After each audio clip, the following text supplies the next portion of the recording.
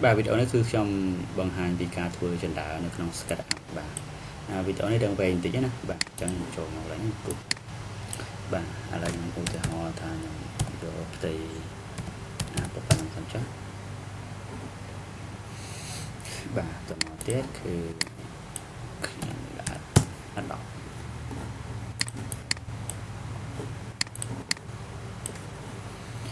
បាទនេះបន្ទាត់វាខ្ញុំគូខ្ញុំយក1ម៉ែត្រទៅ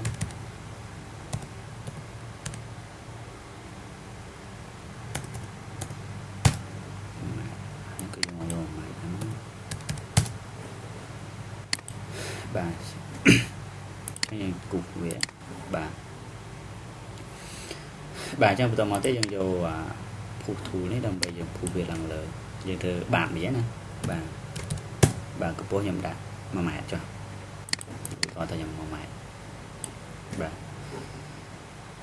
អញ្ចឹងខ្ញុំចាប់ដើមទម្លាក់កម្មជើងក្រោមសិនបាទអញ្ចឹងខ្ញុំ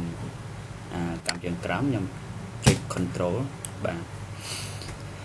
យើងយក move tool នេះតើខ្ញុំចុច control ហ្នឹងបាទតើខ្ញុំដាក់លេខវាទម្លាក់វាយើងយកទម្លាក់តា15ទៅបានណាបាទហើយយើងត្រូវទម្លាក់មួយទៀតទម្លាក់15ដែរ18ក៏បាន15ក៏បានអាស្រ័យនឹងចំណង់ចំណូលចិត្តដែលយើងត្រូវចង់បានណាបាទអញ្ចឹងខ្ញុំទាញកម្មចដាខ្ញុំអាចដាក់25ចុះណាបាទខាងលើកម្ពស់15រទៀបស្រួលយើងជន់ប៉ាអញ្ចឹងបាទអញ្ចឹងបានមកកម្មហើយអញ្ចឹងយើងចង់បានកម្មតទៀតយើងខ្ជិលគូវាច្រើនដល់យើងអាច copy បានអញ្ចឹងយើងចុចកន្លែងនេះយើងចុច shift ជាប់មានសញ្ញាដកចុចលើវាទៅវាដកឲ្យយើងបាទអញ្ចឹងយើងកើហើយមានជាប់អត់មានទេបាទអត់មានទេយើងយកកន្លែង move tool នេះដាក់មកចំកន្លែងនេះបាទសញ្ញាលេខបូក move tool នេះចុចទៅយើងដាក់ចំខាងលើដាក់កន្លែងនេះក៏បានដែរដាក់កន្លែងនេះក៏បានដែរដាក់ចំបានកន្លែងនេះទីវាចុះក្រោមហើយបន្ទាប់មក control 1ដាក់ចំជ្រុងដូចគ្នាបាទបន្ទាប់មកយើង shift សញ្ញាផ្កាយនេះនៅកន្លែងនេះបាទអញ្ចឹងយើងចង់បានកម្មឥឡូវខ្ញុំឧទាហរណ៍ថាខ្ញុំចង់បាន5កម្មខ្ញុំវាយលេខ5ផ្កាយគុណសំទោសមានន័យថាយើងគុណជាមួយនឹង5កម្ម enter មកឃើញវាចូលជ្រៅក្រោមតិចអត់អីទេបាទនេះអញ្ចឹងជាមួយ5កម្មបាទអញ្ចឹងកម្មខាងលើ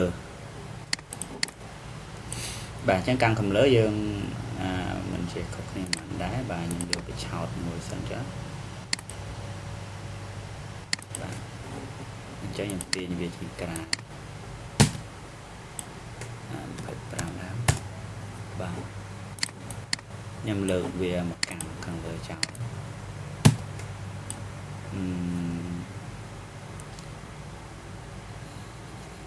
15បាទខ្ញុំគូហើយខ្ញុំលុបខាងក្រោមចោលខាងក្រោមខ្ញុំត្រូវលុបវាចោលព្រោះយើងគ្រាន់តែឆោតទៅកម្មខាងក្រោមបាទយើងមិនប្រើវាព្រោះជាដើមវាមានចាប់ពីវាជន់ឡើងលើទៅបាទអញ្ចឹងខំ select វាselect ទាំងអស់select ឲ្យយើងមើលមានជាប់អីអត់អញ្ចឹងបើសិនមានជាប់យើងចុច select នេះដើម្បីយើងដកវាចុច shift មកបាទយើងដកវា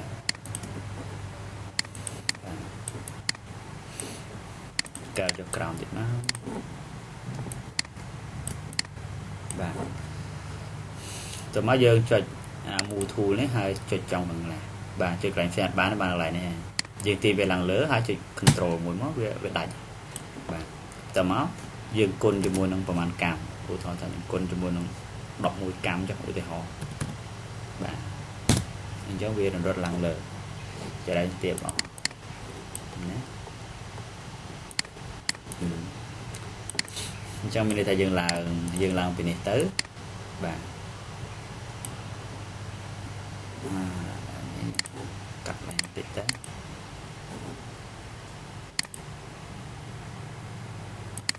បាទអញ្ចឹងខ្ញុំទាញជាងតិចទាញជាង chơi nhầm đã bay mãi buộc đấy anh tiền chẳng cho mình thì dừng làm từ tạm này mà anh bị đường chèn tiền hiếm đó và sáng ở đây nó dừng làm chèn này mà tại vì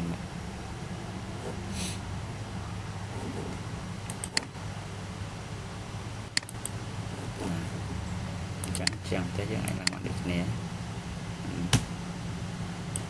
bên mà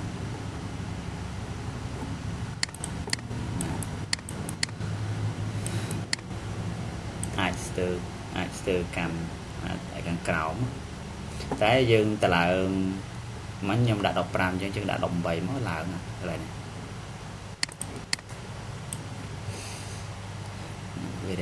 về đằng sờ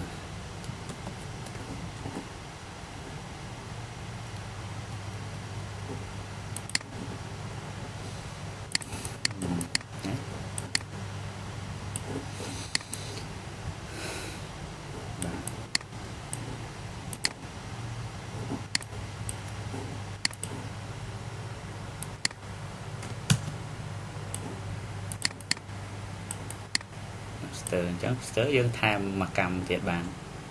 bà chẳng vì ở sơ chào lo thiệt giờ tham mà cầm bị cầm thiệt của bạn chẳng tham mà cầm hỏi chẳng là này mới dương chạy má chẳng cái dương độ về trên không tôi lấy tới việc chọn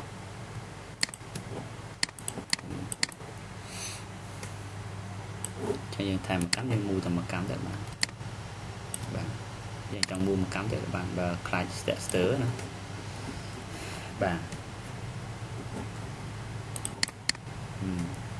cho nên tầm cắm tụi bạn và control rất là mạnh và cho nên thì việc phận một bạn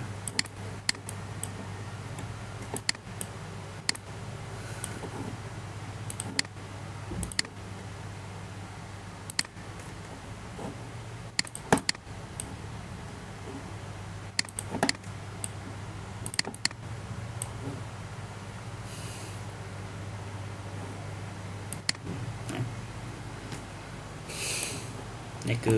របៀបធ្វើចដានៅក្នុង SketchUp បាទវីដេអូដឹងវែងតិចបាទអរគុណដែលបានមើលទៅរបស់ខ្ញុំ